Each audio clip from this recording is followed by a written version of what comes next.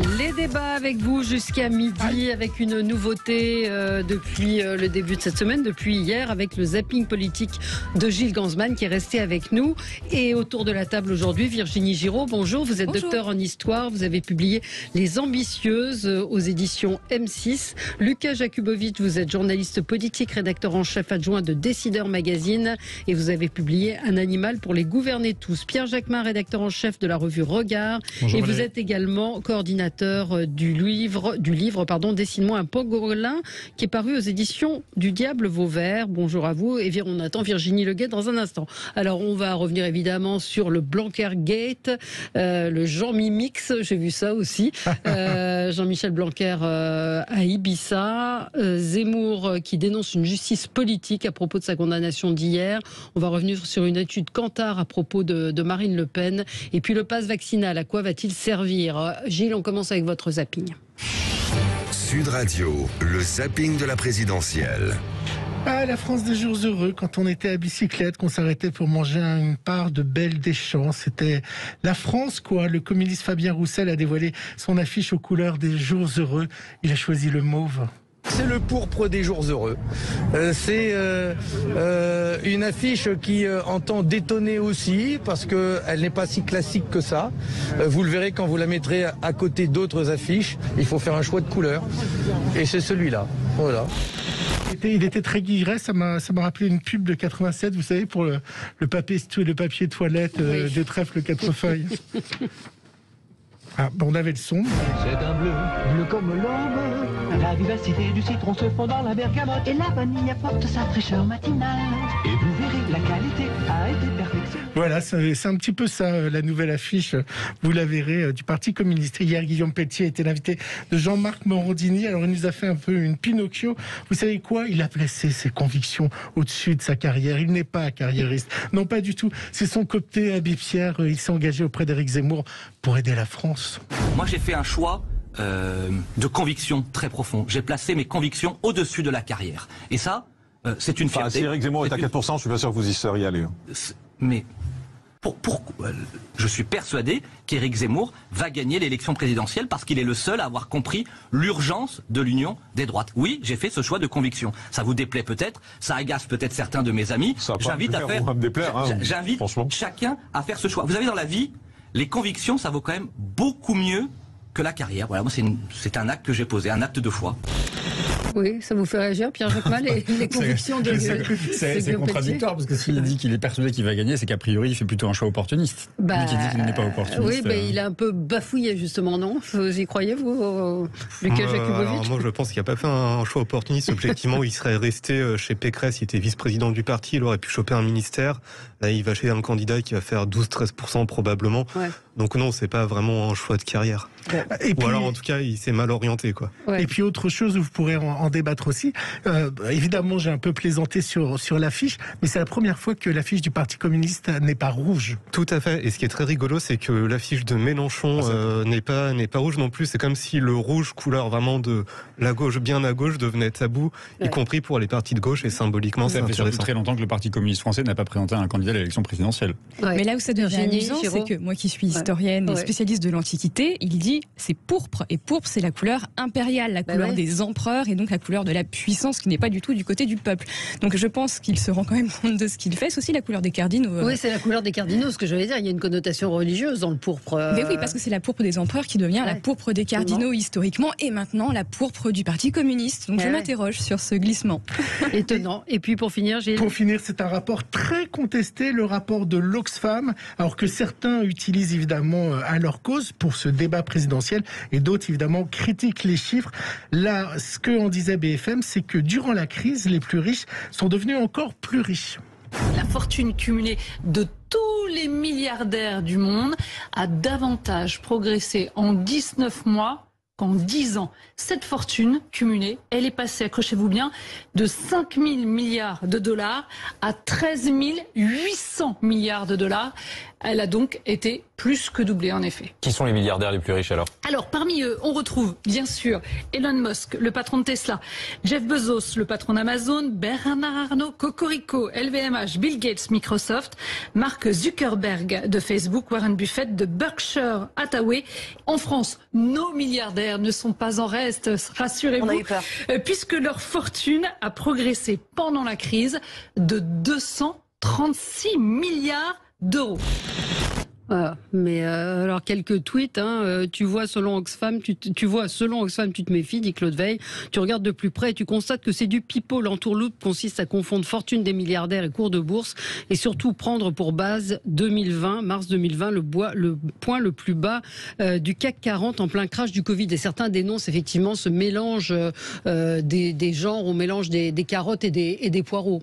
Pierre, oui, vous allez défendre Oxfam ? Non, je vais défendre Oxfam parce que je suis évidemment leur rapport avec beaucoup d'attention, parce qu'ils sont plutôt au contraire très documentés, très sourcés, et ils sont faits par souvent des économistes, des chercheurs auxquels s'est associé Oxfam. Mais d'une manière générale, vous écoutez beaucoup d'économistes qui sont pas franchement critiquables sur le plan de la déontologie. Tous vous expliquent aujourd'hui qu'il y a une accélération des inégalités, et qu'il y a une accélération des inégalités d'autant plus forte qu'elles se sont accélérées pendant la crise sanitaire, et que beaucoup de milliardaires, de gens fortunés ont fait fortune pendant cette crise, pendant que précisément d'autres s'appauvrissaient. Il y a une paupérisation quand même globale, générale dans le monde qui s'est accélérée pendant cette crise sanitaire. C'est ça que dit Oxfam aussi. Virginie Jérôme. Écoutez, Jeff Bezos s'enrichit avec Amazon, mais on a tous commandé sur Amazon. On a participé aussi à tout ça plutôt que d'aller dans nos magasins de quartier. Donc il faut aussi nous interroger sur notre propre façon de consommer. Tout le monde ne vit pas en ville, vous savez. Tout le monde ne vit pas en ville. Les gens vivent à la campagne. Tout le monde. Vous voyez les centres urbains dans la France. La France n'est pas Paris. Dans les centres urbains, moi je viens de Limoges, vous voyez Limoges, comment la ville se désertifie, aussi les commerces se désertifient, et qu'on ne peut pas dire qu'il y ait une politique qui ait été assumée, menée pour justement redonner un peu la chance au commerce de proximité. Donc on peut dire effectivement qu'Amazon, on y contribue, on est tous pétris de plein de contradictions. On peut aussi se doter des outils qui consistent à prendre là où est l'argent et à créer des impôts qui soient de nature à pouvoir redistribuer l'argent là où elle est créée. Quand Amazon fait des richesses et qu'elle ne paye pas ses impôts en France, c'est un problème. Et que Oxfam touche des subventions de la Fondation Bill Gates, c'est normal. C'est leur problème. Je ne vais pas défendre Oxfam. Oxfam trouve de l'argent là où il y en a, et on ne peut pas dire qu'aujourd'hui Oxfam ne soit pas un mouvement, ou en tout cas une association indépendante, une organisation indépendante. Allez, on marque une pause parce que c'est l'heure du journal, et on se retrouve dans un instant pour commenter l'actualité. À tout de suite. Avec vous sur Sud Radio, on est ensemble jusqu'à midi. On va revenir évidemment sur l'information de la soirée d'hier. Jean-Michel Blanquer était à Ibiza pour ses vacances de fin d'année, et il a accordé son interview aux Parisiens à propos du nouveau protocole. Depuis Ibiza, doit-il démissionner? C'est ce que réclame l'opposition. Éric Zemmour dénonce une justice politique à propos de sa condamnation hier à 10 000 euros d'amende. Il a été condamné pour incitation à la haine raciale. Marine Le Pen, considérée comme plus modérée, c'est le résultat d'une étude Kantar. Et puis, à quoi va servir le pass vaccinal? Même le professeur Côme, ce matin, affirmait que ça ne servait plus à rien. On en parle avec Virginie Giraud, docteur en histoire et auteur du livre Les Ambitieuses, paru chez M6 Éditions. Lucas Jakubowicz, journaliste politique, rédacteur en chef adjoint de Décideur Magazine. Et vous avez publié Un animal pour les gouverner tous aux éditions Arquet. Pierre Jacquemin, rédacteur en chef de la revue Regard. Et vous avez publié Dessine-moi un pangolin, un ouvrage collectif aux éditions du Diable Vauvert. Et Virginie Leguet, journaliste et éditorialiste politique. Commençons avec vos coups de cœur, vos coups de gueule. Rapidement, Virginie Giraud, on va commencer avec vous. C'est un coup de cœur. C'est un coup de cœur, effectivement. Rapprochez-vous peut-être du micro, on ne vous entend pas très bien. Le dernier livre de Rosemary Sullivan, intitulé Qui a tué Anne Frank, qui sort chez HarperCollins. Et elle raconte comment un ancien agent du FBI, qui s'appelle Vincent Pancock, a mené l'enquête pendant plusieurs années pour savoir qui avait donné la famille d'Anne Frank aux nazis. Eh bien, il s'avère que selon cette enquête, ce serait un notaire juif nommé Arnold Vandenberg qui aurait donné la famille Frank, tout simplement dans l'espoir de sauver la sienne, ce qu'il a réussi à faire, évidemment, certainement avec une grosse culpabilité. Il faut rappeler que les Pays-Bas ont donné 76% de leur population juive aux nazis, ce qui fait beaucoup, hélas. Ouais, c'est un livre qui paraît demain et qui, effectivement, apparemment est tout à fait crédible. Vous qui êtes historienne sur la façon dont Anne Frank a été donnée et a été finalement tuée. Comme quoi, il faut qu'on ait l'aide des agents du FBI pour résoudre les cold cases de l'histoire. Apprendre avec des pincettes, parce que je crois quand même les historiens alertent sur le fait que il va falloir quand même quelques années d'études pour savoir si tout cela est totalement vrai. Alors la maison Anne Frank, de toute façon, a dit nous on reste prudent sur cette situation. Non, mais c'est important de le rappeler. Et puis surtout, ce que je trouve assez de par nos propres réactions, quand j'ai entendu cette information, moi ce matin, évidemment, on a le sentiment que y a là quelqu'un qui a fait le choix de sa famille contre une autre famille. Et en fait, non, mais attendez, le livre explique extrêmement bien. Je finis juste ce que je veux dire, parce qu'il faut juste se rappeler qu'en fait, il ne s'agit pas d'incriminer qui que ce soit. Il s'agit juste de rappeler quand même que les nazis ont mis des conditions aussi de milliers, de millions de personnes justement dans des choix qui étaient des choix que nous-mêmes ne saurions pas prendre si nous avions été en situation. Mais oui, c'est ce que le livre explique extrêmement bien, parce qu'il est bien conçu, il montre bien à quel point les nazis ont monté les juifs les uns contre les autres pour imposer leur domination. Les historiens font rester leur travail. Je dis certainement pas le contraire. Non, mais donc c'est un livre qui, de toute façon, c'est une enquête qui mérite certainement d'être lue et on le regardera avec attention. Lucas Jakubowicz, sans transition, comme on dit. Eh bien, c'est un coup de cœur qui porte sur Fabien Roussel, le candidat communiste dont on parle pas mal depuis quelques temps. Qui aujourd'hui va visiter une école de professionnels de la boucherie dans le 12e arrondissement de Paris. Alors pour moi c'est un coup de cœur. Alors je vous rassure tout de suite, on va pas reparler de la polémique sur la gastronomie, ça fait une semaine qu'on en parle, ça saoule un peu tout le monde. Mais je voulais prendre un peu de hauteur et parler d'histoire. Parce qu'en réalité, l'histoire nous montre que depuis des siècles, un homme politique, quand il veut accéder au pouvoir, il a intérêt à draguer les bouchers. Voilà, c'est peu connu, mais c'est très intéressant. C'est dans la livre dans la suite de votre livre. Non, même pas. non, mais j'ai tout de suite pensé à ça quand j'ai vu le début de la polémique il y a une semaine. Donc j'ai fait un peu de recherche et effectivement c'est vrai. C'est-à-dire que ça commence au Moyen Âge en fait. Au Moyen Âge, les métiers étaient organisés en corporations. Il y avait les bouchers, qui étaient une corporation importante. Ils étaient nombreux. Ils étaient un peu bagarreurs et surtout ils possédaient des objets contendants, type des couteaux, des crocs, des pics. Ça leur permettait de défendre leurs prérogatives et puis aussi de s'associer à, c'était pas comme ça à l'époque qu'on les appelait, mais à des hommes politiques. Et par exemple, au Moyen-Âge, quand on regarde la guerre de 100 ans, qui était en réalité plutôt une guerre civile, il y a des épisodes qui sont intéressants. Un épisode qui est un peu tombé sous l'oubli, peut-être que vous connaissez, qui s'appelle la révolte des Maillotins en 1382. Alors qu'est-ce que c'est ? C'est une alliance de tous les travailleurs de Paris et des bourgeois, menée par les bouchers, qui en avaient marre de payer plein d'impôts et qui ont fait une sorte d'insurrection contre les nobles, qui étaient les évadés fiscaux de l'époque. On est très historique aujourd'hui. Oui, donc il y a un sens à aller voir les bouchers. Il y a un sens à aller voir les bouchers parce que quelque part, les bouchers, depuis le Moyen-Âge, c'est des sortes de communistes, vu qu'ils sont syndiqués, ils défendent leurs intérêts et ils luttent contre l'injustice fiscale. Ça s'est reproduit quelques années plus tard avec une révolte plus connue en 1413 qui s'appelle la révolte des Cabochiens, avec les mêmes revendications. Mais c'est une constante historique. Quand on regarde la Révolution française, regardez les gravures et les lithographies de la prise de la Bastille ou des émeutes à Versailles, on voit toujours des bouchers dans le paysage. Ensuite, mais prêtez attention, ensuite quand on regarde vraiment la démocratie, les élections, etc., il y a vraiment, et ce dès le 19e siècle, une figure imposée pour tous les candidats à Paris. Il fallait aller voir les bouchers aux halles, boire le bouillon avec eux le matin, ou aller voir les gens qui travaillaient aux abattoirs de la Villette. Donc là, ça permettait vraiment de draguer, entre guillemets, je paraphrase Sarko, mais la France qui se lève tôt. Et donc, en fait, Fabien Roussel s'inscrit dans cette tradition, donc il se met aux côtés des bouchers, alias la France qui se lève tôt, qui lutte contre l'injustice fiscale et qui sont syndiqués. Donc je ne sais pas si c'est fait exprès ou pas. Est-ce que ce message va passer mais en tout cas, c'est une coïncidence historique troublante, mais je pense qu'il ne va pas être le seul à le faire et je vous parie une côte de bœuf que dans les mois à venir, on va voir des candidats qui vont aller voir les bouchers. Voir les bouchers, mais à Rungis maintenant. C'est à Rungis que ça se passe. Ah bah on va suivre ça. je l'ignorais, donc je vais regarder maintenant les gravures avec plus d'attention. Regardez, il y a toujours des couteaux de boucher. Alors Pierre Jacquemin, on passe carrément chacun dans son couloir de nage. C'est un coup de gueule qui pourrait se transformer en coup de cœur cette semaine si le Conseil d'État prenait une, j'espère, bonne décision, parce que vous avez déjà dû peut-être en parler ici. Le 31 décembre, le gouvernement a publié un décret interdisant la commercialisation de la fleur de chanvre, qui est la fleur à l'origine du cannabis, mais là il s'agit d'un usage thérapeutique, d'un usage de bien-être, et cette fleur n'est aujourd'hui plus commercialisable. Elle met en péril tout un commerce, une économie qui s'est mise en place depuis 1 ou 2 ans, avec près de 2000 boutiques qui se sont ouvertes. Il faut savoir que c'est l'une des solutions, dernière solution pour des milliers, voire des millions de personnes qui souffrent de maladies, de cancers, de maladies liées à des rhumatismes.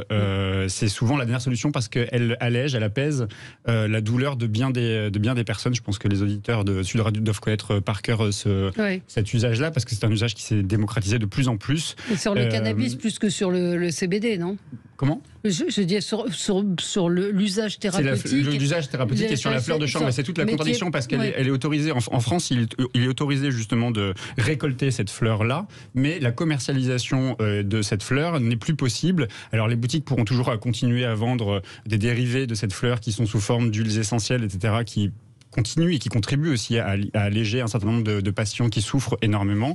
Mais en péril ces commerces-là, parce que la fleur ne peut plus être vendue. Mais alors même que le Parlement, l'Union européenne a interdit justement l'interdiction de cette fleur de chanvre. Oui, Stéphane nous dit, mais personne ne contrôle la qualité du CBD. Il faut arrêter aussi avec cette pratique. Il a raison, votre auditeur. Je vais vous dire une chose. Moi, j'ai une maman qui souffre depuis plus de 10 ans, mais qui souffre le martyre, c'est-à-dire qu'il faut s'imaginer avoir sa maman hurler à la mort en pleine nuit parce qu'elle a des douleurs, parce qu'elle a une spondylarthrite ankylosante et que personne ne sait soigner la douleur. Un jour, j'ai entendu parler de ça, je lui ai ramené ça de Paris et c'était visiblement un produit de qualité qui l'a excessivement, en tout cas, allégé dans son quotidien. Il se trouve qu'elle en a acheté, elle, à Limoges ensuite, et ça n'a plus rien fait. Donc effectivement, il y a un contrôle sans doute à faire, mais il ne s'agit pas de l'interdire, il s'agit justement de maîtriser et d'encadrer. Il faudrait que le gouvernement, en tout cas que l'État, encadre cette nouvelle économie, parce que c'est une économie, mais c'est surtout une solution, une réponse que bien des médecins, d'ailleurs, aujourd'hui, finissent par ne pas à ce moment-là, on est plus aussi sur la légalisation du cannabis. Mais c'est pas la même chose, Valérie, c'est un autre débat. Vous allez essayer de lui donner du cannabis ou pas ? C'est pas la même chose. Ça, je le laisserai. C'est autre chose. En tout cas, je sais que, indépendamment de ma mère, je sais que beaucoup de patients, pour discuter avec les gens qui commercialisent des gens qui sont atteints de cancer, qui souffrent de Parkinson, qui souffrent de maladies. Mais il faut peut-être le contrôler, parce qu'on a vu fleurir, pardon pour le mot, ces magasins un petit peu partout. Et puis sans doute, il y a des choses qui sont vendues. Je vous dis ce que ma mère a acheté à Limoges, sans doute c'était de très mauvaise qualité. Oui. Un avis sur la question ? Je suis tout à fait d'accord avec l'idée que ça soulage. Pour avoir connu dans mon proche entourage des gens qui étaient atteints de cancer, je sais que pour eux, le soulagement de leur douleur, y compris même parfois des douleurs dans les os, c'était le cannabis. Mais alors là, moi je ne suis pas une spécialiste du dosage du cannabis, mais c'est vrai que ça leur apportait un soulagement très profond et très immédiat que même les médicaments les plus forts ne leur apportaient pas. Mais c'est encore une fois, on parle de fleur de cannabis, on parle pas de l'usage comme une drogue du cannabis. Moi, je trouve ça fou qu'en 2022, on ne soit pas capable de guérir la douleur par d'autres moyens chimiques, classiques, maîtrisés. Et puis, quitte à parler de drogue, mais à ce compte-là, il faut parler C'est pas de la drogue. C'est pas de la drogue. Encore une fois, c'est la fleur de chanvre, c'est pas une drogue. Oui, mais bon, il y a des études depuis les années 80 qui montrent aussi que le LSD, sur les personnes qui ont du cancer, et ben aussi ça les aide à s'apaiser. Donc, dans ce cas-là, on peut ouvrir le débat à beaucoup de choses. Encore une fois, c'est une feuille, c'est naturel. Je veux dire, c'est considéré comme même l'Union européenne l'a considéré comme la feuille de chanvre, comme un produit de bien-être, pas. Mais c'est vrai qu'on lance un petit peu on balance tout. Mais le gouvernement, Emmanuel Macron s'était engagé d'ailleurs à lancer justement le cannabis thérapeutique. Il avait même repéré la Creuse, je crois, comme étant un endroit où on pouvait faire des expériences. Il faudrait que ça avance. Pat nous dit les personnes atteintes de fibromyalgie l'utilisent pour soulager les douleurs. Donc c'est évident, mais c'est évidemment. C'est évidemment c'est plus compliqué que de fermer effectivement tous les magasins comme ça. Virginie, vous, c'est un coup de gueule. Oui, j'imagine que vous avez entendu parler de cette enseignante de Trappes, de 34 ans, qui enseignait à une classe de 3e et qui, dans le cadre d'un document sur l'évolution humaine, a montré une photo du chanteur soprano parce que ses élèves lui disaient tout le temps mais on ne voit que des blancs sur ce cours qu'elle avait l'habitude de donner. Et il se trouve qu'une des élèves de la classe s'est plainte à son père qui, lui, a lancé un tweet sur les réseaux sociaux extrêmement violent en disant « Voilà ce que devient l'éducation nationale, c'est scandaleux, faites tourner ». Elle a été victime de menaces de mort, elle a dû changer d'académie, enseigner ailleurs. Mais ce qui m'a beaucoup frappé dans cette affaire, c'est qu'elle a été totalement lâchée par sa hiérarchie.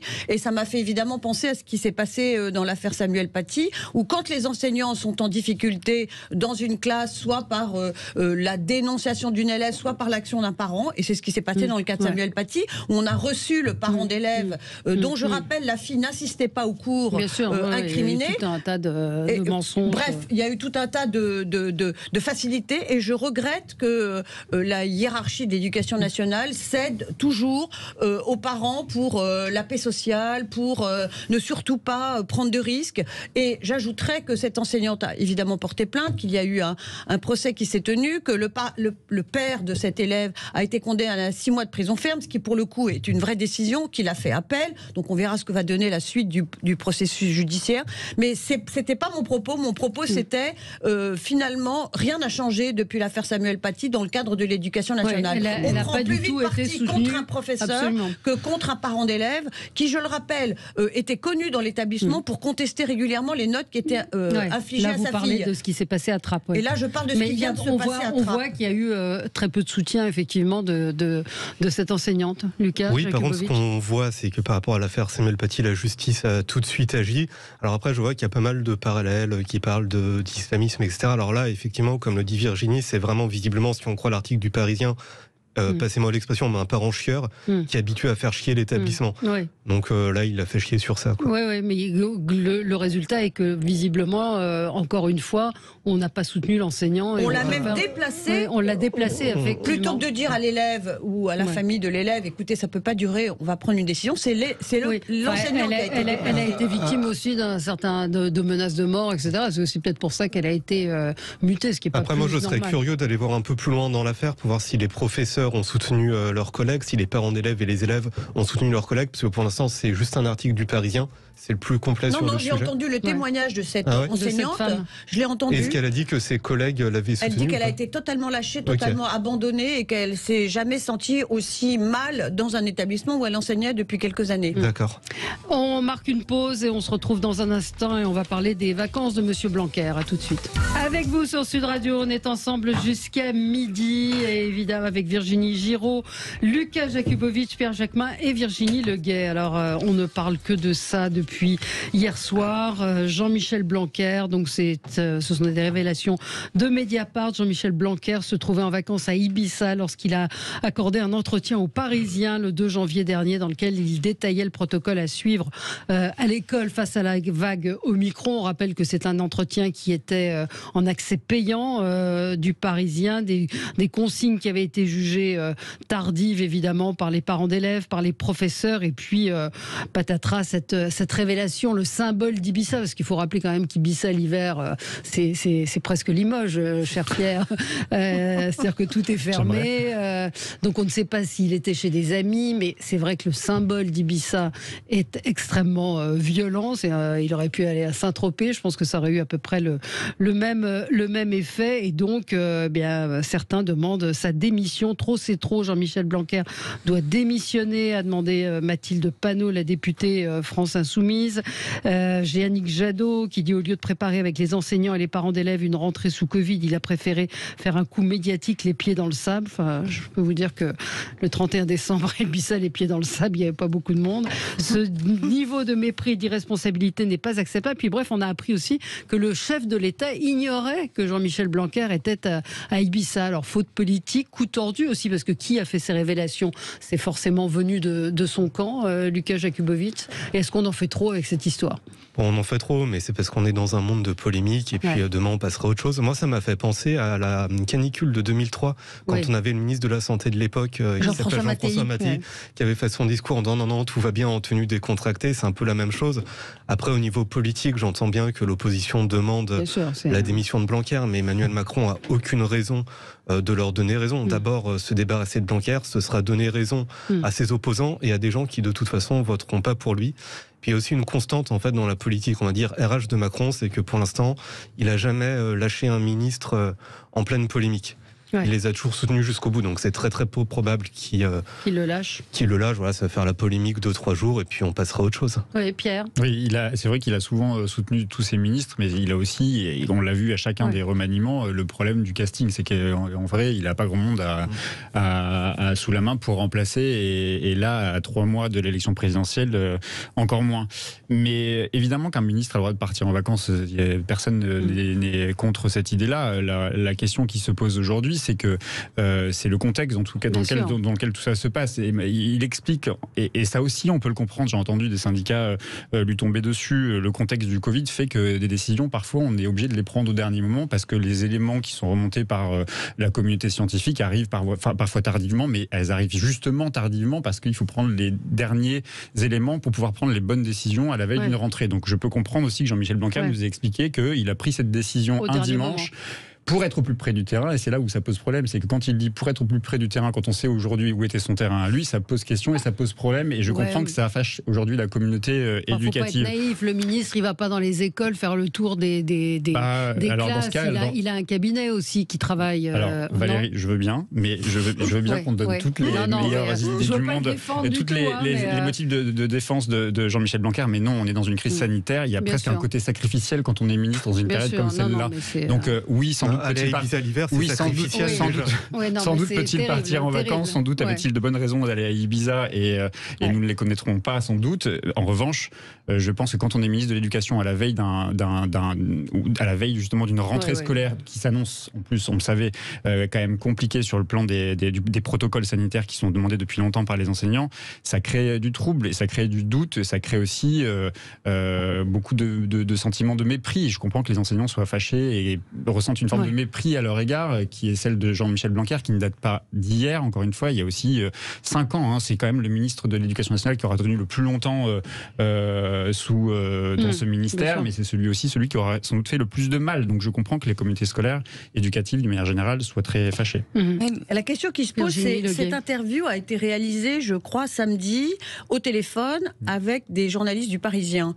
Donc l'interview était bouclée samedi. Comment se fait-il que Jean-Michel Blanquer est là, qu'il soit à Ibiza ou rue de Grenelle, m'importe peu. Mais comment se fait-il qu'il n'ait pas compris que, puisque l'interview était bouclée, qui contenait déjà le protocole, qu'il fallait peut-être le lâcher plus tôt et faire en sorte surtout que l'accès de cette information-là ne soit pas réservé aux abonnés du Parisien. Là, il aurait quand même peut-être pu réfléchir. Alors, est-ce que lui était au courant de ça? Enfin bon, je veux bien qu'il ne soit pas au courant, mais il peut dire j'ai absolument besoin que ces informations paraissent vite. Comment on peut dissocier l'interview du protocole? Est-ce que je peux moi-même faire diffuser le protocole plus tôt et éviter qu'il apparaisse dans le cadre du Parisien et non pas dans le cadre d'une information qu'il aurait maîtrisée lui, dimanche soir, et qu'il ne soit réservé qu'aux seuls abonnés? Première question. Seconde question, qu'il soit parti 4 jours à Ibiza.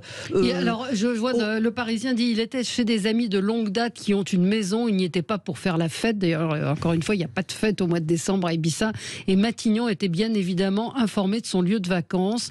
Droit dans ses bottes, il n'entend pas dévier de sa ligne, et on apprend toujours, selon le Parisien à l'instant, qu'il s'est marié ce week-end en toute discrétion avec la journaliste Anna Cabana. Oui, la seconde question, c'est qu'il semblerait qu'effectivement il ait prévenu Matignon, et que Matignon lui ait plutôt dissuadé de partir pendant les 4 jours qui précédaient une rentrée scolaire qui s'annonçait explosive. Et dernière interrogation, est-ce qu'il ne s'est pas rendu compte avec ce protocole qui lui a été soumis par soit le conseil scientifique, soit par des membres de la communauté médicale, que ce protocole était juste un peu fou? Est-ce qu'il a perdu, j'allais dire, le sens des choses? Est-ce qu'il ne s'est pas rendu compte que ce protocole n'allait pas être applicable, qu'il allait rendre les parents fous, qu'il allait avoir des queues, ce qui s'est passé d'ailleurs? Comment se fait-il qu'il n'ait pas réagi suffisamment fortement en disant bon, écoutez, ce que vous me donnez là, je n'en veux pas, faites-moi une version plus simple, plus facile? Mais je crois qu'il y a eu des oppositions avec... oui, enfin bon, il y a un moment, il faut dire si c'est ça, je l'annonce pas moi-même. Je ne peux pas annoncer un protocole pareil. Virginie Giraud. Je pense que malheureusement, il il a été très maladroit, même s'il était dans son bon droit, qu'il avait le droit de partir à 2 heures de Paris, qu'il était joignable en permanence. Ibiza était évidemment une mauvaise destination pour aller passer la fin d'année. Il ne faut pas oublier que c'est une destination que certains qualifient de bling-bling, de fête. Alors on est tous d'accord, au mois de décembre, c'est pas la joie Ibiza. Néanmoins, c'est un lieu qui est associé à une espèce d'élite qui fait la fête, et ça depuis la plus haute antiquité. D'ailleurs, vous disiez qu'il s'est marié. Eh bien, il y a un vieux mythe d'Ibiza qui raconte que si un couple réussit à rester ensemble après un séjour à Ibiza, ils resteront ensemble toute sa vie. Ouais, mais ils n'étaient pas encore mariés. Mais bon, c'était le challenge peut-être. Voilà, mais on attend d'un chef d'État en temps de crise, enfin d'un chef d'État, d'un chef de gouvernement, d'un ministre, qu'il reste sur le pont en permanence. Et là, on attend de tous les ministres qu'ils soient dans un sacerdoce. Donc ils ne peuvent pas prendre des vacances à ce moment-là vis-à-vis du peuple. Il faut être présent tout le temps. D'autant que son collègue ministre du Tourisme avait quand même prévenu précédemment la période des vacances scolaires qu'il appelait les Français à privilégier la France, les hôtels, quand même, les compte hôtels tenu du français. contexte sanitaire, oui, plutôt de rester sur le territoire français. C'est une faute politique. Non, la faute politique, à mon avis, c'est le protocole plus que le lieu où il est, depuis lequel il a annoncé le protocole. C'est un peu les deux qui télescopent aussi. L'autre interrogation, c'est que Jean-Michel Blanquer est un ministre qui est à ce poste depuis le début du quinquennat, que l'on disait déjà depuis plusieurs semaines qu'il commençait à trouver le temps long, qu'il aurait bien aimé changer à l'occasion d'un remaniement, qu'on lui a pas accordé probablement ce changement. Et est-ce que tout simplement il finissait pas par s'ennuyer, par devenir un peu moins impliqué qu'il ne l'a été? Et est-ce que du coup cette annonce, on a bien vu, il y a eu 3 protocoles dans la semaine qui a suivi. Il y a eu ce premier, ce deuxième, ce troisième. Donc c'est clairement un cafouillage. Et est-ce que le fait qu'il ait manifesté un peu d'impatience à ce poste ou de lassitude n'est pas joué aussi dans le fait qu'il ait laissé le Parisien annoncer un protocole qui, je le répète, il aurait dû annoncer lui-même, et surtout qu'il n'aurait pas dû annoncer du tout parce qu'il était inapplicable. Lucas? Non, moi c'est vraiment... mais il va rester, il peut démissionner. Je pense qu'il va rester d'abord, comme le disait Pierre, par qui il va être remplacé. Il y a un problème de casting parfois en Macronie, il n'y a pas suffisamment de gens capés. Souvent on est obligé d'aller débaucher dans d'autres partis à 3 mois d'une présidentielle. C'est délicat. Non, mais je pense que la communication du gouvernement va sortir des éléments de langage pendant 2-3 jours, et puis une actu chassant l'autre. Ça fait déjà un petit moment que le gouvernement, en tout cas, on envoie des signaux pour montrer que Jean-Michel Blanquer n'est pas en sainteté au sein du gouvernement. Quand le Premier ministre décide d'aller dans les locaux du ministère de l'Éducation nationale, rue de Grenelle, pour recevoir les syndicats, c'est quand même pas une super bonne image qui est renvoyée à Jean-Michel Blanquer. On sait très bien que Jean-Michel Blanquer, aujourd'hui, agace au plus haut sommet de l'État. Et puis il y a eu un affrontement entre Jean-Michel Blanquer et Olivier Véran. Ça avait déjà été fait, oui. Virginie ? Oui, il y a eu un affrontement en amont d'un Conseil des ministres entre Jean-Michel Blanquer et Olivier Véran qui a fuité. Et là aussi, on peut pas imaginer qu'il ait fuité par hasard. Il a fuité aussi pour montrer qu'il y avait au sein de l'exécutif des lignes divergentes. Et que ça, c'était une des questions. Voilà. Allez, on marque une pause et on se retrouve dans un instant avec vous sur Sud Radio. On est ensemble avec vous jusqu'à midi pour débattre et commenter l'actualité. Éric Zemmour dénonce une justice politique. Je voulais vous faire réagir sur ce sujet. Il a été condamné hier par le tribunal correctionnel de Paris à une amende de 10 000 €, conformément aux réquisitions pour complicité de provocation à la haine raciale et injures racistes. C'était des propos qu'il avait tenus sur CNews à l'époque à propos des migrants, des mineurs isolés. Il disait: ils n'ont rien à faire ici, ils sont voleurs, ils sont assassins, ils sont violeurs, c'est tout ce qu'ils sont, il faut les renvoyer et il ne faut même pas qu'ils viennent. Et donc suite à cette condamnation, il dit: je fais l'objet d'une justice politique qui évidemment... écoutez, je vous propose de l'écouter, ce sera encore plus simple. On veut, par la justice, me faire taire, parce que je suis le seul candidat à l'élection présidentielle à poser cette question majeure de l'immigration, de l'identité de la France et du grand remplacement. Les Français savent ce qu'ils vivent, ils savent ce qu'ils subissent. Et je dirais, non seulement ainsi je protège mon peuple, le peuple français, mais en l'occurrence, je vous le répète, c'est moi le plus humaniste. Car je le répète encore une fois, pour ces enfants, pour ces jeunes, la solution la plus humaine est de les rendre à leurs parents. Ils n'ont rien à faire ici. Voilà. Lucas, je commence. Allez-y, commencez. Alors, ce qui est très très rigolo, c'est qu'on observe que depuis à peu près un an, Zemmour copie-colle Donald Trump sur plein de choses. Là, on le voit encore dans la déclaration. Il se représente comme le porte-parole du peuple. Trump avait fait pareil. Ils sont tous les deux bourgeois de milieux très privilégiés. Ils font la même chose. Ils s'en prennent à l'immigration. Trump avait dit pareil avec les trafiquants de drogue mexicains qui sont pas des gens bien. Il y a toujours l'idée, effectivement, d'attaquer la presse. On en avait parlé la semaine dernière. Maintenant, on se retrouve à attaquer à la presse, donc c'est encore une figure de la droite populiste. La semaine prochaine, ce sera sûrement les syndicats. Donc ça montre vraiment que Éric Zemmour est dans du copier-coller de la droite populiste type Trump. Sauf que ça va foirer, parce que l'idée c'est de faire une alliance entre la bourgeoisie réactionnaire et le peuple, et que pour l'instant les classes populaires votent pour Marine Le Pen, et tant que Marine Le Pen est dans le paysage, la stratégie de Zemmour est vouée à l'échec. Ouais. Virginie Giraud. Zemmour est un agitateur de haine, c'est le créneau qu'il a pris, il aime ça, il s'y épanouit pleinement et il l'enrobe avec ce côté « regardez, je suis Cassandre, je vais annoncer tout ce qui ne va pas, personne ne va m'écouter et on va m'attaquer ». Donc il a une partition qui est très très bien réglée et qu'il joue de manière la plus fine possible, du moins pour ceux qui y adhèrent, parce que finalement on voit les grosses ficelles, comme tu le disais très bien Lucas. Il a ce qu'il mérite, il agite la haine, mais il est condamné pour appel à la haine, et puis quand il se qualifie d'humaniste, moi je ris en fait, parce que si Zemmour est humaniste, qui sont les humanistes? Il donne plutôt l'impression d'être un misanthrope, misogyne, qui n'a pas beaucoup d'amour pour qui que ce soit, à part peut-être pour sa compagne, allez savoir, du moins je lui souhaite. Ses compagnes, vous voulez dire? Non, il a changé officiellement. L'autre soir, j'ai entendu parler de sa femme. Il a parlé de sa femme en début d'émission, puis à la fin, il nous explique qu'il a une nouvelle compagne. Mais oui, parce que de toute façon, il a théorisé dans ses livres, le polygamie, ça ne pose pas de problème. Mais oui, parce que la polygamie, non, mais si, c'est un sujet intéressant en ce qui concerne Zemmour, parce que la polygamie pour un homme montre qu'il est puissant, séduisant et qu'il attire les femmes. Et c'est un autre parallèle avec Trump, d'ailleurs. Exactement.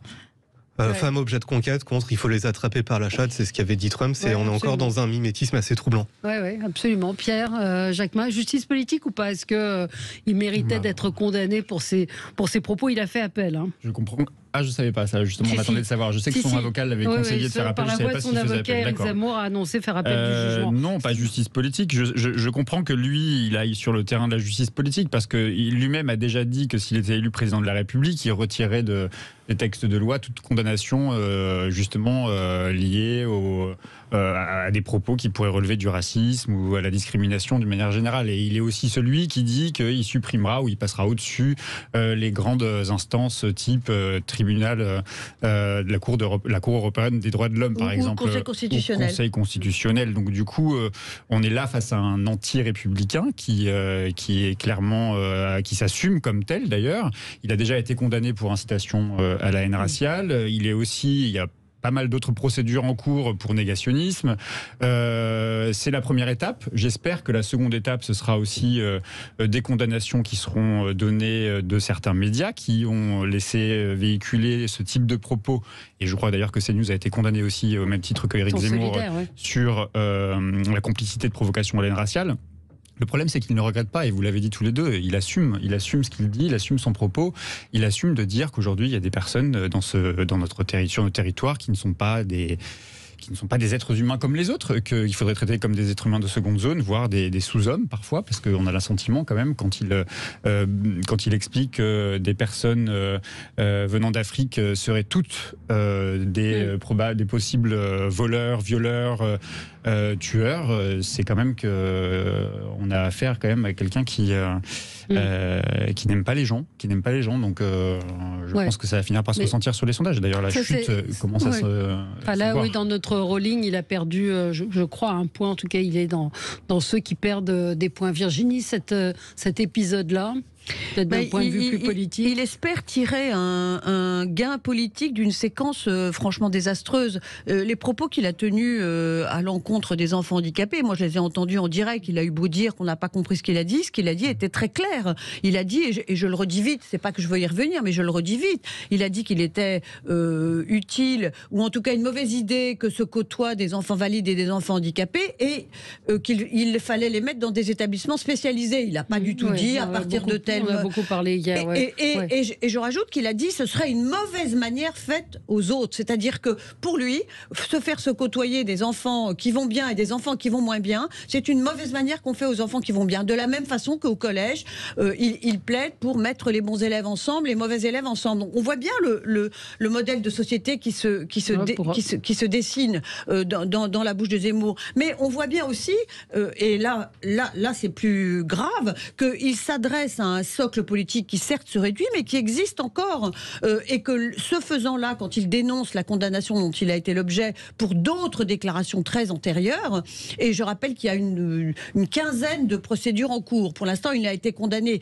qu'une fois définitivement, et une autre fois pas tout à fait définitivement, parce qu'il va devant la Cour européenne des droits de l'homme. Mais il y a beaucoup de procédures en cours. Et là, quand il dénonce cette justice politique, quand il revient à ce qui est une de ses antiennes, c'est-à-dire je suis la victime d'un acharnement, il va tout à fait dans le sens de ce que veut entendre une partie de son électorat. Il radicalise sa base exactement comme avait fait Fillon en 2017 pour garder son socle électoral. Il avait aussi parlé de complot des juges. Et juste pour dire que Zemmour n'aime pas les gens et tout ce que vous dites, à mon avis, ça va lui porter préjudice parce que je sais plus qui avait dit ça, mais je crois que c'était Chirac. Pour gagner une élection, il faut avoir une gueule d'amour. Il faut que quand on va serrer des mains sur le marché et tout, on ait l'air empathique. Et Zemmour n'a pas l'air empathique. Jean-Marie Le Pen n'avait pas une gueule d'amour, il est arrivé au second tour. Et il y a déjà fort longtemps dans notre pays. Oui. Il incarnait quand même quelque chose quand il est, par exemple, sur les marchés ou autres. Il dégageait quelque chose. C'était pas de la sympathie, mais il dégageait quelque chose que Zemmour, à mon sens, ne dégage pas. Voilà. Et puis autour de lui, il n'a pas de porte-flingues qui peuvent jouer le rôle de gentil, parce que aller serrer la main à la sortie du métro, si on envoie, je sais pas moi, Philippe Devilliers, Guillaume Pelletier et je sais plus quel Jean Messia avec sa petite pochette, ça fait pas très. Patrick Buisson. Et Patrick Buisson. Enfin, il l'a pas. Oui. Enfin bon, bref. Mais c'est ce qui ressort d'ailleurs de l'étude Kantar sur les traits de. Et c'est ça qui va payer cash dans les. En même temps, il dit des choses aussi, ce que vous évoquiez, que une certaine partie de la population a envie d'entendre. Et c'est à cette population-là qui s'adresse depuis quelques heures. Ah oui, mais si son but c'est de gagner, il doit, entre guillemets, essayer de jouer le gentil, ce qu'il ne fait pas. Donc il va faire, je sais pas, j'imagine entre 10 et 12%, mais il aura du mal à aller plus haut. Mais je pense qu'il est dans son idéologie, de toute façon. Je vais faire un rebond sur ce qu'a dit Virginie Leguet. C'est que quand il parle de marginaliser les enfants handicapés, en fait, il mène la même politique que Hans Asperger, qui était un médecin autrichien dont le travail, il était volontaire pour le faire, était d'aller chercher les enfants handicapés dans les familles autrichiennes pour en délester les familles, pour les soulager. C'était ça l'idée qui était sous-tendue par cet homme qui avait adhéré à la pensée nazie et qui s'est ensuite sauvé à la fin de la guerre en disant « Mais non, j'ai été le Schindler des enfants, j'ai sauvé des enfants. » Oui, il les a emmenés au fin fond d'un hôpital, on a fait des expériences sur eux. Et le problème, c'est que Zemmour, qui me fait penser à un petit Goebbels, et je pourrais développer ça pendant des heures, est vraiment en train de surfer sur ces idées anciennes qu'il connaît extrêmement bien et qui le font fantasmer. C'est de nature à renforcer sa base ou pas c'est de nature à faire fuir toute une partie, enfin une petite partie probablement de ces électeurs qui sont issus de la droite, bien pensante et catholique, et qui au début on trouvait formidable qu'ils disent tout ce que peut-être ils pensaient tout bas. Mais c'est d'une partie. Je pense que l'autre but, c'est de tenir bon avec son socle et faire que son socle se ressoude et se dise pas. Finalement, il se banalise. Finalement, il finit par s'excuser quand il dit des choses trop extrêmes. Là, il dit j'ai raison de dire ce que je dis. Il revient bien sur ses fondamentaux, et je pense qu'il est entendu par une partie de son électorat. Mais son électorat potentiel. Ce qui est assez intéressant, c'est qu'il démarre sa campagne en montant très vite dans les sondages, parce qu'on considère Éric Zemmour comme étant quelqu'un qu'on connaît dans le paysage médiatique depuis très longtemps, donc quelqu'un de respectable, quelqu'un de presque modéré, et qui donc peut effectivement être celui qui peut rassembler les droites et l'extrême droite, ce qui est le rêve depuis toujours d'Éric Zemmour, et on le sait, pas très loin derrière lui, de Marion Maréchal. Et Marine Le Pen perd beaucoup à ce moment-là, au moment où Éric Zemmour, les courbes se croisent, il monte à 17-18%, et aujourd'hui on s'aperçoit qu'en fait Éric Zemmour est le prototype de ce qu'a été le père Le Pen, et qu'il est dans l'outrance permanente, qu'il est toujours à chercher, à courir derrière la punchline qui fera qu'il sera le sujet d'attraction, le sujet qu'on évoquera, le sujet qu'on débattra chaque jour, et ça a été sa stratégie. Et aujourd'hui, force est de constater que Marine Le Pen redevient un peu le vote utile de cette frange-là de l'électorat, qui est un électorat nationaliste, qui veut mettre les étrangers dehors, qui veut mettre les migrants dehors, et que Marine Le Pen aujourd'hui passe sans doute davantage, le discours de Marine Le Pen passe davantage que celui d'Éric Zemmour. Éric Zemmour joue un jeu quand même particulièrement dangereux, à la fois sur le plan national, parce qu'il clive, il met, il vient d'être condamné pour ça sur incitation à la haine raciale, mais il ne faut pas oublier quand même qu'il est aussi en recherche de parrainage auprès des élus locaux, et que les élus locaux, ils n'aiment pas non plus quand on clive trop la société, et que si peut-être il gagne une partie de l'électorat, encore que ça ne se vérifie pas véritablement dans les sondages, il risque de perdre aussi beaucoup chez les soutiens qui sont les premiers soutiens qu'il doit essayer de récupérer, que sont les maires. Et puis il risque de faire le contraire de ce qu'il affiche, c'est-à-dire rendre peut-être envisageable l'accession de Marine Le Pen au second tour, et peut-être au cas où son image serait l'image de Marine Le Pen se serait durablement adoucie et qu'elle serait devenue une alternative éventuelle face à Emmanuel Macron, faciliter l'élection de Marine Le Pen qui au départ n'était pas si bien partie que ça pour sa troisième candidature. Et donc à quoi aura servi Éric Zemmour finalement? Marchepied exactement. Pour Marine Le Pen. Moi je pense qu'il est plutôt le marchepied de Marion Maréchal Le Pen et qui vise plutôt quelque chose sur le beaucoup plus long terme, parce qu'en radicalisant une frange de la population, il prépare dans les années à venir l'arrivée à nouveau de Marion Maréchal qui sera un peu plus violente que sa tante. La fameuse fenêtre d'Overton. Vous avez beaucoup choqué avec Goebbels, nos éditeurs disent quand même vous allez très loin alors, je peux m'expliquer en comparant Éric Zemmour à Goebbels, quoi. Alors mais si, je vais m'expliquer. Ce sont deux hommes qui étaient choyés par leur maman, qui étaient petits, pas très beaux, excessivement intelligents, qui se croient beaucoup plus malins que la majorité des gens, et à ce compte-là, oui, leur psychologie se ressemble. Grands séducteurs tous les deux, oui, je peux aller bien sûr expliquer tout ça. Vous persistez, vous signez, c'est un peu, c'est en tout cas vous choquez bon nombre de nos auditeurs. Je parle de la psychologie en tous les cas, je viens d'expliquer pourquoi je les compare. Et vous êtes historienne, je le rappelle. On marque une pause et on se retrouve dans un instant. Avec vous sur Sud Radio, on est ensemble jusqu'à midi. À quoi va servir le pass vaccinal? Dimanche, l'Assemblée nationale a adopté en dernière lecture donc ce projet de loi. Beaucoup disent qu'il arrive beaucoup trop tard, qu'il ne prend pas en compte l'évolution de la pandémie. Alors pour être valide, le pass vaccinal devra prendre en compte que le schéma vaccinal doit être complet ou un certificat de rétablissement. Donc c'est pour accéder aux lieux où le pass sanitaire était déjà demandé, comme les bars, les restaurants, les cinémas, les centres commerciaux. Et il serait également obligatoire pour prendre l'avion, si vous voulez aller à Ibiza par exemple, les bus, les cars, covoiturage. Éric Côme, le professeur Côme qui avait lancé le pavé dans la mare, d'un point de vue épidémiologique, santé publique puis médicale, le pass vaccinal est clairement une erreur. Et il l'a redit ce matin, il trouve que c'est inutile de transformer ce pass sanitaire en pass vaccinal. Donc comment est-ce que vous réagissez, Lucas ? C'est totalement inutile. On l'a vu pendant les vacances de Noël. Il y avait des gens qui avaient le pass sanitaire, qui pouvaient quand même voyager en étant malades. Après, le pass sanitaire aussi, pour qu'il soit appliqué, il faut qu'il y ait des contrôles. Moi, je peux le dire, pendant les vacances de Noël, j'ai dû skier pas mal de fois dans une station de ski où il faut présenter le pass vaccinal. On nous l'a jamais contrôlé.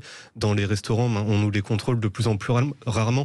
C'est comme si les gens, en fait, sont agacés, n'adhèrent plus forcément à toutes ces règles, et donc pour que la solution marche il faut que tout le monde adhère, c'est plus le cas, donc de facto ça me semble assez inutile. Ouais. Pierre? La donne a un peu changé, et par ailleurs on va voir si la parole gouvernementale va se montrer de plus en plus lisible, parce que j'ai le sentiment, beaucoup d'ailleurs ont le sentiment que l'une des stratégies choisies par beaucoup de gouvernants, c'est de considérer qu'aujourd'hui la majorité des personnes qui sont atteintes du Covid le sont sous l'angle du variant Omicron, et que dans les 2 mois 50% de la population européenne va l'avoir, et a priori, ça n'est pas très grave, parce que si vous êtes vacciné, il ne fait pas développer de forme. Ce n'est pas le cas, je crois. Il ne fait pas développer de forme grave. Et ce qui n'est pas le cas de quoi dans les gens qui contractent le Covid, aujourd'hui, Omicron, c'est pas la majorité des cas. Ça va l'être dans les 2 mois, en tout cas. C'est ce que nous expliquent les épidémiologistes. Donc, une des stratégies qui avait déjà été évoquée par l'Espagne, même s'ils sont d'ailleurs déjà engagés sur la 4e dose, ça avait été de dire il faut laisser les populations avoir le Omicron pour qu'il y ait une immunité collective. Donc, si c'est le cas, il faudrait que l'État continue à faire l'effort de convaincre toujours plus ceux qui ne sont pas vaccinés de l'être, et non pas incriminer ceux qui ne le sont pas, parce que l'INSERM avait fait cette démonstration au lendemain du jeu de vous emmerde d'Emmanuel Macron. J'ai envie. J'ai très envie d'emmerder les non-vaccinés, même si c'était pas dit, il n'avait pas cité les non-vaccinés, je crois. C'est que 40% des gens qui ne sont pas vaccinés, c'est des gens qui n'ont pas accès au vaccin encore. Donc il faut continuer de convaincre. Et je pense que c'est l'unique et la seule stratégie. Ce qui me pose problème avec ce pass vaccinal, c'est la question évidemment des libertés. Aujourd'hui, on crée deux types de citoyens qui n'ont pas accès à la même vie sociale. Et donc ça, c'est un problème, je crois. Et donc c'est ça qui m'inquiète, c'est la question des libertés. Et on est moins sur une question de liberté d'ailleurs que sur une question d'enjeux sanitaires. D'enjeux sanitaires et de cohérence par rapport à la situation. Il faut une cohérence, et la cohérence du pass vaccinal ne me paraît pas être aujourd'hui à la hauteur. Virginie ? Oui, d'autant qu'il reste toujours ce paradoxe extrêmement frappant, c'est-à-dire que je peux avoir un pass sanitaire qui deviendra un pass vaccinal et malgré tout être contaminée et contaminante. Alors certes, si je suis vaccinée, je suis moins contaminante que si je ne suis pas vaccinée. Mais je peux rentrer en toute bonne foi avec mon pass et porter avec moi le virus. Alors que quand le pass demandait également des tests, le test dit quand même bien au jour J, au moment J, quand on sort, si on est ou non contaminé. En plus, je pense que le pass vaccinal qui était présenté à mi-mot par l'exécutif comme une façon de contraindre ceux qui ne se sont pas fait vacciner à se faire vacciner ne changera plus grand-chose au stock qui reste chez nous. Il y aura des gens qui effectivement vont peut-être se faire vacciner finalement pour avoir un peu la paix, mais il en restera toujours suffisamment pour faire circuler le virus. Troisième annotation, oui, le variant Omicron est en train de remplacer le variant Delta qui lui était plus dangereux, et le variant Omicron qui n'est pas très dangereux, est-ce qu'il nécessite réellement des conditions aussi drastiques pour que les gens puissent se déplacer, ou est-ce qu'on ne peut pas faire comme vient de le dire Pierre en Espagne, comme l'Espagne qui dit non, on va laisser circuler parce que c'est définitivement pas grave et que c'est comme ça que l'épidémie va s'éteindre parce que tout le monde va être plus ou moins immunisé à la longue. Virginie, historiquement, les historiens ont montré qu'en temps de crise, de pandémie, on cherche toujours le bouc émissaire. Là, il est bien évident pour cette crise actuelle, le bouc émissaire, c'est le non-vacciné. Or, il me semble qu'en France, actuellement, la couverture vaccinale, c'est 95%. Donc, on a de toute façon atteint l'immunité collective que l'on recherchait. C'est pas 5% de personnes qui vont continuer à alimenter fondamentalement la pandémie actuellement.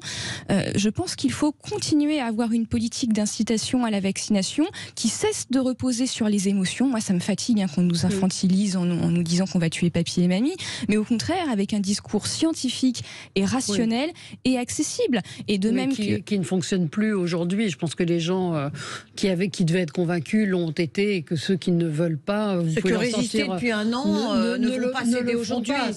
Ici, il y en a qui continuent à changer d'avis pour plein de raisons personnelles. Et puis, comme vous le disiez, il y a aussi des gens qui sont dans des déserts médicaux et qui n'ont pas accès à la vaccination. Il faut aussi aller les chercher chez eux, ces personnes-là, ce qui n'est pas fondamentalement compliqué à mettre en place. Je vois des réactions. Paulette nous dit non, je ne suis pas isolée, je suis saine d'esprit, je ne me ferai pas vacciner. Voilà. Vous êtes un mignon macronien, certainement.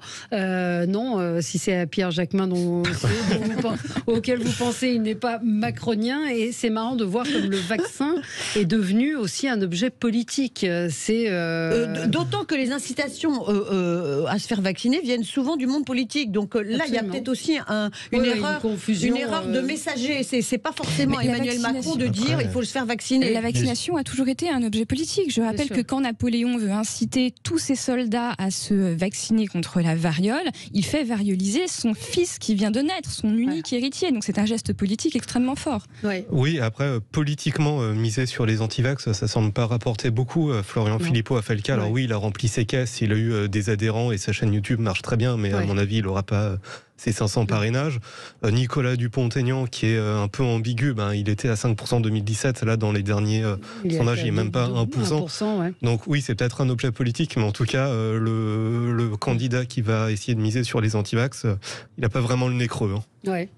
Ouais, encore que moi je suis très prudente avec les sondages parce que quand on regarde, il y a toujours encore des Français qui disent mais moi je ne sais pas pour qui je vais voter à l'heure actuelle. Alors je ne dis pas qu'ils vont forcément voter pour les anti-vax, je dis qu'on peut être surpris tous dans 3 mois par des gens qui vont finalement se décider à voter et qui peuvent faire pencher les choses d'une façon ou d'une autre bien différente de ce qu'on imagine. La question de la vaccination, c'est pas vraiment dans la priorité des Français quand on regarde les études, c'est plus pouvoir d'achat, énergie, hôpitaux, éducation, immigration, identité et je crois vaccin où ça arrive en 7e. La vaccination et le débat qu'il y a autour, c'est-à-dire qu'Emmanuel Macron dit qu'il a envie d'emmerder les non-vaccinés, peut être perçu comme quelque chose de négatif pour lui par une partie des gens qui auraient volontiers voté pour lui et qui du coup se disent moi je ne veux pas d'un président qui parle comme ça. J'en suis pas certain. Mais bon. Oui, mais je sais pas, à suivre. De toute façon, on n'est pas Madame Irma. Juste pour 2 secondes sur la dame qui pense que je suis devenu macroniste, je ne le suis donc pas devenu. Mais surtout, moi, je ne culpabilise personne et certainement pas les personnes qui ne sont pas vaccinées. Si cette dame ne veut pas se faire vacciner, c'est très bien. Mais il y a plein de choses qu'il faudrait être en capacité de revendiquer. Il y a à la fois, d'abord, revendiquer ensemble l'idée que ce pass vaccinal est une mauvaise idée, l'idée que les médicaments, la recherche aussi pour soigner de ce Covid est en train d'avancer et que donc c'est une des pistes de sortie aussi pour les personnes qui jusqu'au bout ne voudront pas se faire vacciner. Mais laissez-nous quand même espérer qu'il y a encore une partie des Français qui ne sont pas vaccinés et qui ne le sont pas juste par intention et qui voudraient y avoir accès et qui ne le savent pas et donc il faut insister encore pour que l'État, les collectivités fassent tout pour qu'elles puissent être vaccinées. Qui n'ont pas accès au vaccin parce qu'elles sont isolées, qu'elles habitent chez elles, qu'elles sont très âgées, qu'elles ne sortent pas de chez elles. C'est fini pour aujourd'hui. Merci à tous les 4. Très bonne journée sur Sud Radio. À demain.